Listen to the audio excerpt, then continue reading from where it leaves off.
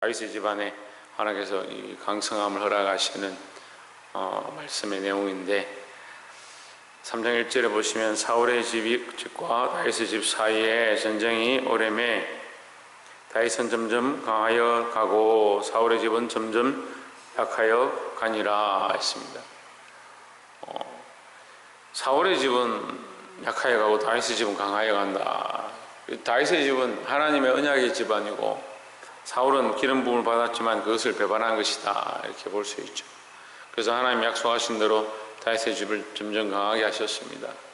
결국은 우리가 믿음 안에 있고 하나님 바라보고 있으면 지금 당장 어렵고 힘들지만 하나님께서 우리를 세우시고 인도하실 줄 믿습니다.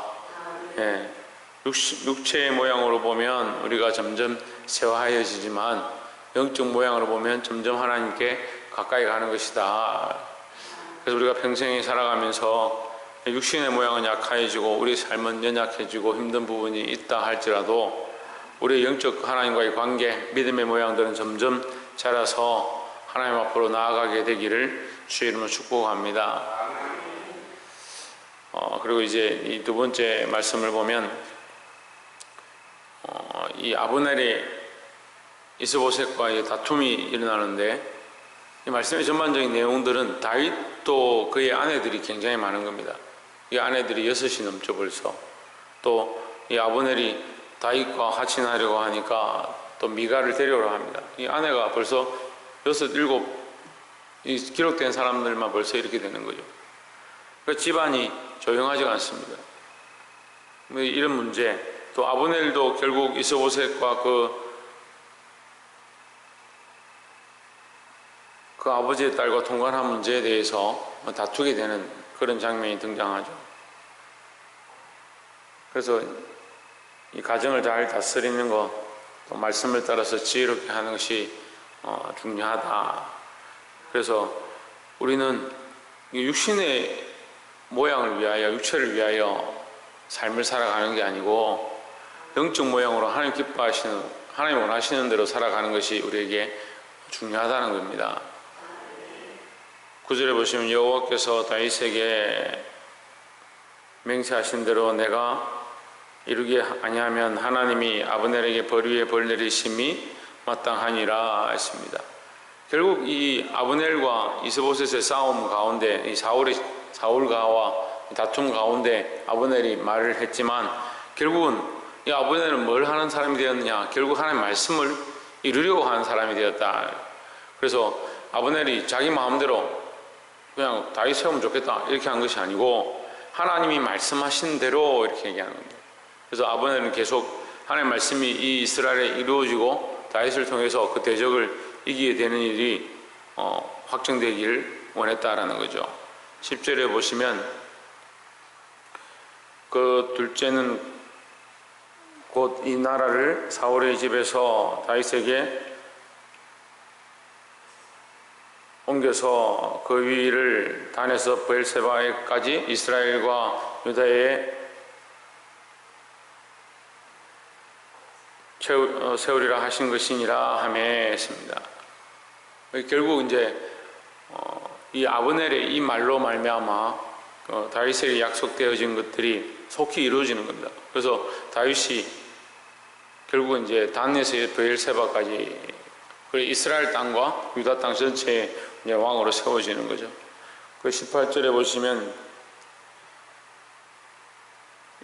이제 그대로 하라. 여호와께서 이미 다윗에 대하여 말씀하시기를 내가 내 종 다윗의 손으로 내 백성 이스라엘을 구원하여 블레셋 사람의 손과 모든 대적의 손에서 벗어나리라 하리라 하심이니라 하고 했습니다.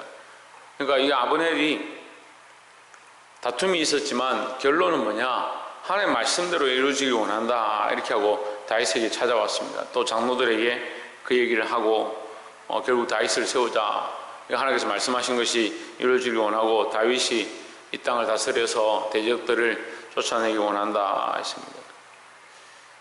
예, 결국 우리는 삶에 어려움도 있고 다툼도 있고 문제도 생길 수 있습니다만 결론은 뭐냐? 말씀대로 행해야 된다라는 거죠. 또 우리의 목적들이 잘 안 이루어지더라도 말씀의 뜻이 이루어지고 하나님 뜻대로 이루어지기를 기도한 자들이 되어야 합니다. 우리 기도들이 보면 자기 뜻이 이루어지길 바라는 사람들이 많이 있습니다. 그리고 자기 삶을 통해서 자기가 원하는 것들이 이루어지길 원하고 그렇게 기도하고 그렇게 쫓아간다는 거죠. 우리가 알아야 될 것, 이 아브넬이 물론 이제 잠깐 말씀에 나왔다가 사라지고 이제 죽임을 당하는 자의 모습으로 나오지만 이 아브넬은 결국 하나님 말씀을 이루고자 했다. 그래서 우리도 하나님 말씀을 이루고자 하는 자, 하나님 뜻대로 살아가고자 하는 자, 기도를 통해서 내 뜻을 이루는 것이 아니고 하나님 뜻이 내 삶에 이루어지기를 구하는 자. 이 거꾸로한 사람들이 많습니다. 기도를 통해서 내 뜻이 하나님께 이루어지고 내 뜻이 상달되기를 바라는 사람들 이렇게 알고 있는데 내 뜻이 아니고 내 삶의 아버지의 뜻이 이루어지길 바라는 겁니다. 그래서 지혜로운 사람들은 내게 사실 필요하고 내게 응답이 있기를 바랄 때에 아버지의 뜻을 통해서 이 땅에 이루어지기를 바랍니다. 하나님의 역사가 내 삶에 일어나길 원합니다. 내가 굶거나 내가 힘들거나 내가 빈핍한 것을 세상 사람들이 비웃으면 하나님께 영광이 되겠습니까? 이렇게 지혜롭게 기도하는 거죠.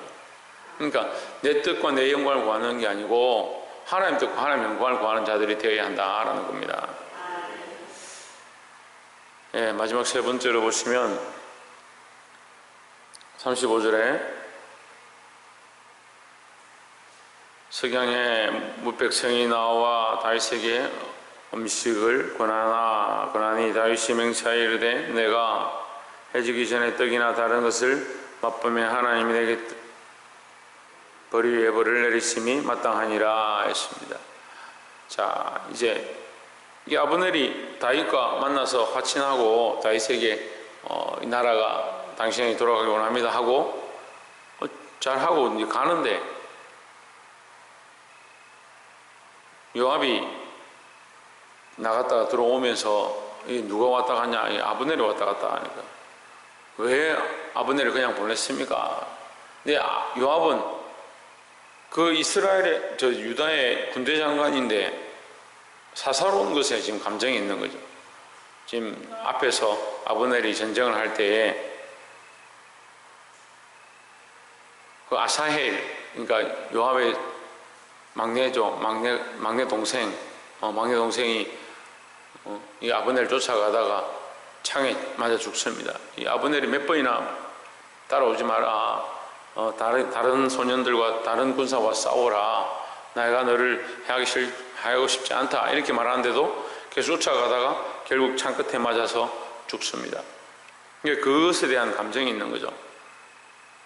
그러니까 군대 장관으로서 지금 더 큰 일, 하나님 말씀을 이루고 하나님의 왕국을 이루고 다윗의 그 나라를 세우겠다 하신 그 말씀을 쫓아서 자기 군대 장관 됐으면 당연히 다윗을 세우고 그 나라를 온전케 하는 것이 자기가 해야 될 일인데 그것보다 사사로운 감정에 지금 매여가지고 자기 동생을 죽인 자다, 내가 가만두지 않겠다, 반드시 용서를 갖겠다 해서 결국은 아브넬 따라가서 어떻게 하느냐, 내가 할 얘기 있다, 잠깐만 여기 가까이 와봐라. 기속말을 하는 것처럼 가까이 가가지고 어떻게 합니까? 배를 찔러 죽이는 겁니다. 다윗이 화가 나서 이 요압을 저주하죠. 근데 이 다윗이 행하는 것을 보면 참 지혜로운 겁니다. 할 말은 똑바로 얘기하는데 자기 손에 피를 안 묻히는 거예요. 하나님께서 너에게 벌을 내리실 것이다 얘기하는 겁니다.